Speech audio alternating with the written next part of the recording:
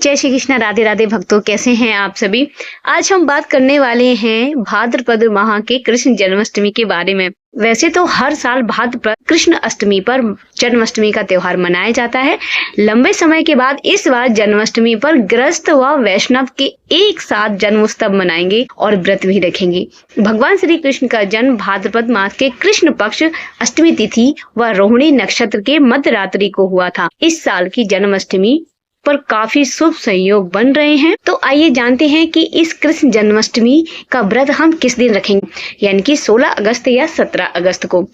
तो इस बार कृष्ण जन्माष्टमी 16 अगस्त को मनाई जाएगी। कृष्ण जन्माष्टमी पर भरणी, कृतिका और रोहिणी नक्षत्र के भी योग बन रहे हैं, जो इस दिन को और भी विशेष बना रहा है। भगवान श्री कृष्ण का जन्म भाद्रपद मास के कृष्ण पक्ष के रोहिणी नक्षत्र के मध्य रात्रि को हुआ था। अष्टमी तिथि का प्रवेश शुक्रवार की रात 11:48 से हो रहा है, लेकिन उदय तिथि के अनुसार 16 अगस्त को कृष्ण जन्माष्टमी मनाई जाएगी। जब अष्टमी तिथि और रोहिणी नक्षत्र का मिलन नहीं हो रहा हो तो उदय तिथि को मान्यता देकर ही कृष्ण जन्माष्टमी मनाई जाएगी। ऐसे में उदय तिथि के मुताबिक 16 अगस्त को श्री कृष्ण जन्माष्टमी मनाई जाएगी। हालांकि रोहिणी नक्षत्र 17 अगस्त की सुबह 4:38 पर लग रहा है। मंदिरों में पूजा पाठ व कीर्तन का आयोजन होता है। लड्डू गोपाल को झूले में झुलाया जाता है। घरों में भी लोग गोपाल जी की पूजा करते हैं और मध्य रात्रि में श्री कृष्ण जन्माष्टमी का जन्मोत्सव मनाते हैं, यानी कि कृष्ण भगवान का जन्म बहुत ही विधि विधान और पूजा आरती के साथ में किया जाता है और भगवान को भोग लगाते हैं, पीले वस्त्र अर्पित करते हैं। तो जन्माष्टमी व्रत का पारण सूर्योदय के पश्चात अष्टमी तिथि और रोहिणी नक्षत्र के समाप्त होने के बाद किया जाना चाहिए।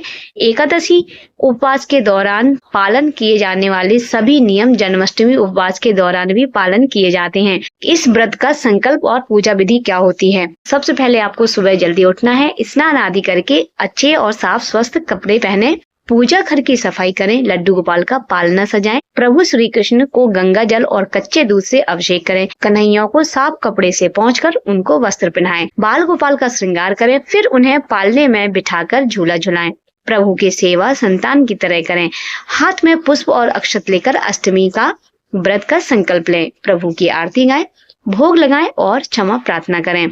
कृष्ण जन्माष्टमी व्रत रखने के बहुत सारे लाभ होते हैं। जन्माष्टमी का व्रत और श्री कृष्ण भगवान की आराधना करने से संतान सुख की प्राप्ति होती है और श्री कृष्ण जन्माष्टमी पर कृष्ण जी को पूजने वाले लोग अपनी इंद्रियों पर विजय पाते हैं और सुख भोगते हैं। तो कहते हैं कोई भी व्रत हो वो बिना कथा के पूरा नहीं होता है। तो इसी के साथ में आइए हम सुनते हैं कृष्ण जन्माष्टमी की व्रत कथा। तो कहते हैं द्वापर युग में भोजवंशी राजा उग्रसेन मथुरा में राज्य करते थे। उनके आतताई पुत्र कंस ने उसे गद्दी से उतार दिया और स्वयं मथुरा का राजा बन बैठा। कंस की एक बहन थी जिसका नाम देवकी था, जिसका विवाह वासुदेव नामक यदुवंशी सरदार से हुआ था।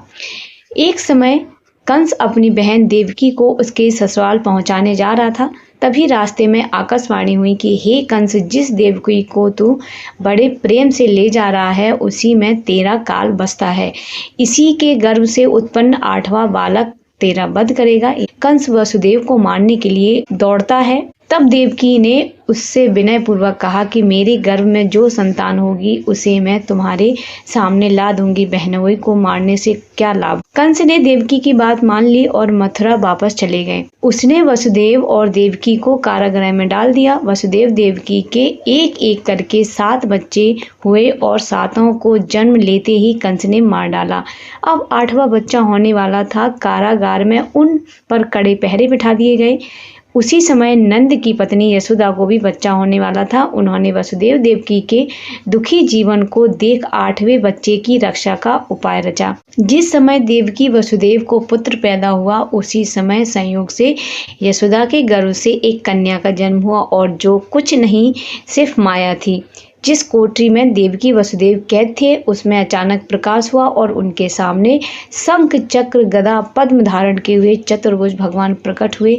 दोनों भगवान के चरणों में गिर पड़े। तब भगवान ने उनसे कहा कि अब मैं पुनः नवजात शिशु का रूप धारण कर लेता हूँ, तो मुझे इसी समय अपने मित्र नंद जी के घर वृंदावन भेज दो और उनके यहाँ जो कन्या जन्मी है उसे लेकर कंस के हवाले कर दो।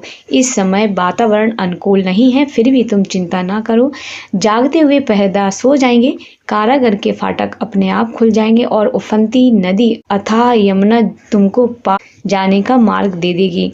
उसी समय वसुदेव नवजात शिशु रूप कृष्ण को सूप में रखकर कारागृह से निकल पड़े और अथाह यमुना को पार कर नंद जी के घर पहुंचे।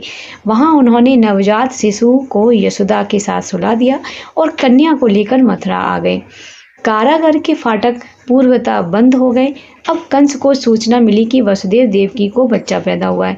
उसने बंदी गृह जाकर देवकी के हाथ से नवजात कन्या को छीनकर पृथ्वी पर पटक देना चाहा, परंतु वह कन्या आकाश में उड़ गई और वहां से बोली, अरे मूर्ख, मुझे मारने से क्या होगा? तुझे मारने वाला तो वृंदावन में जा पहुंचा है, वह जल्द ही तेरे पापों का दंड अवश्य देगा। तो भक्तों, ये थी कृष्ण जन्म की कथा। जरूर पसंद आएगी। अगर आपको पसंद आए तो आप मेरे वीडियो को लाइक करें और चैनल को सब्सक्राइब जरूर कर लें।